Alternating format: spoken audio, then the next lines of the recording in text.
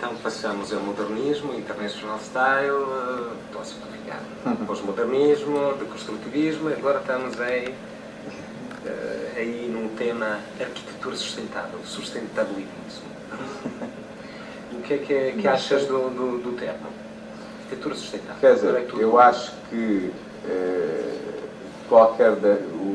os críticos atualmente dizem que tudo o que se passou depois do movimento moderno é pós-modernismo e que nessa categoria está praticamente tudo incluído, tudo o que se passou. Portanto, ninguém escapa.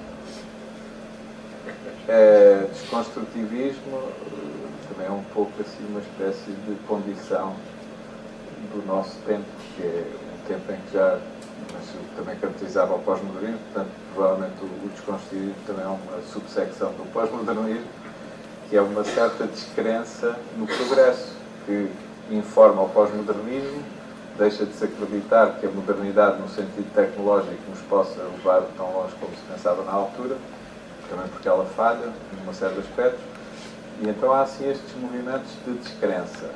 Eu acho que isto tu estás a chamar o sustentabilismo, mas essa ideia de sustentabilidade, no fundo, é que vem dar corpo aos ideais do movimento moderno, que eram os de construir o mundo à medida do homem, de uma maneira bastante, com uma preocupação social muito alargada, e que neste momento histórico, informados pelos falhanços e pelas vitórias e pelas aquisições dos conhecimentos humanos nas artes e na literatura e em tudo o que entretanto se foi pensando, podem tomar uma forma diferente. E essa forma tem que ter esta preocupação, mas se a exibir, depois passa a ser também como o high-tech, que era a exibição de sistemas tecnológicos. Portanto, exibir acho que não tem assim muito interesse, mas incorporar é completamente incontornável. Eu acho que nós agora estamos numa altura bastante positiva e consistente, porque podemos ter a sensação de estar a fazer as coisas a sério. Não estamos a fazer citações só por citar, colunas, frontões, o que é que seja. Não estamos a desconstruir por desconstruir.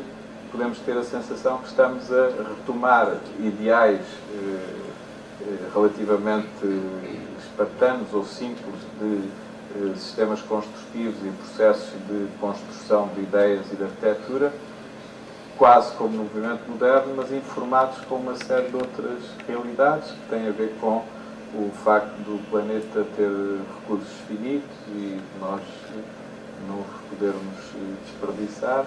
Portanto, há uma série de coisas que foram sendo introduzidas e que têm que ser integradas e assimiladas.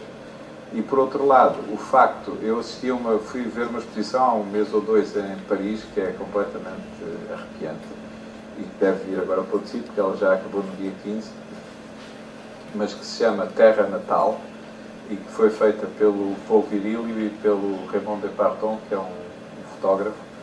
Mas o aspecto mais forte da exposição é a referência a que 2/3 da população mundial, portanto 2 bilhões e tal, estão deslocados, estão fora de sítio, por guerras, pobreza, religião, cataclismos, o que é que seja. Há 2 bilhões e tal pessoas que estão fora da sua terra natal, estão desambientados e muitas vezes em situação de miséria.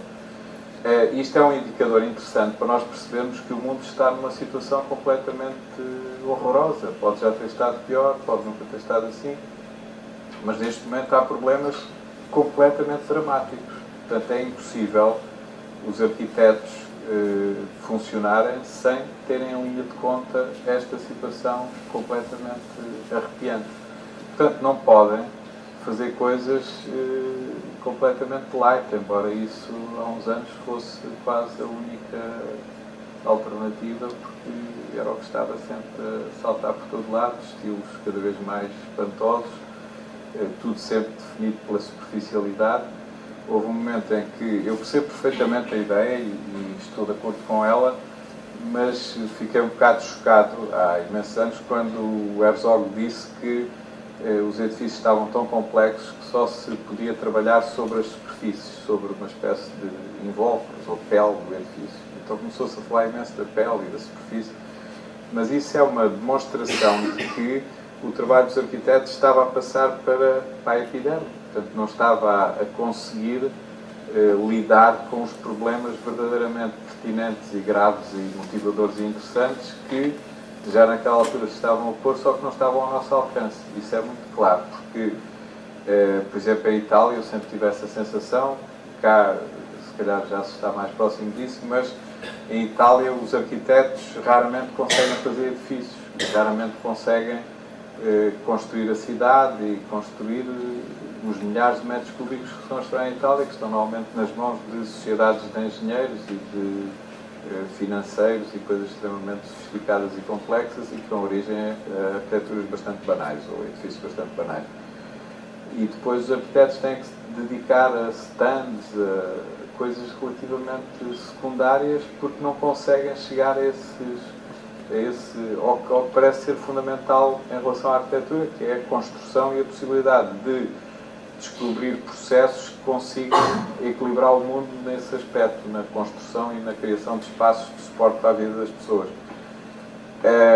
E é um bocado isso que o Herzog estava a confessar ou a dizer naquela altura, mas para mim era bastante arrepiante, porque eu achava que os arquitetos e a arquitetura se deviam preocupar realmente com as coisas estruturantes e fundamentais que organizam o espaço dos homens sobre o mundo.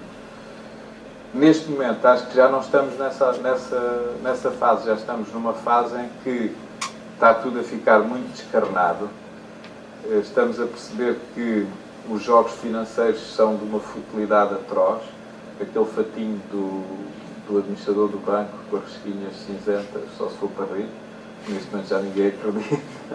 E, portanto, o mundo está a mudar completamente de aparência.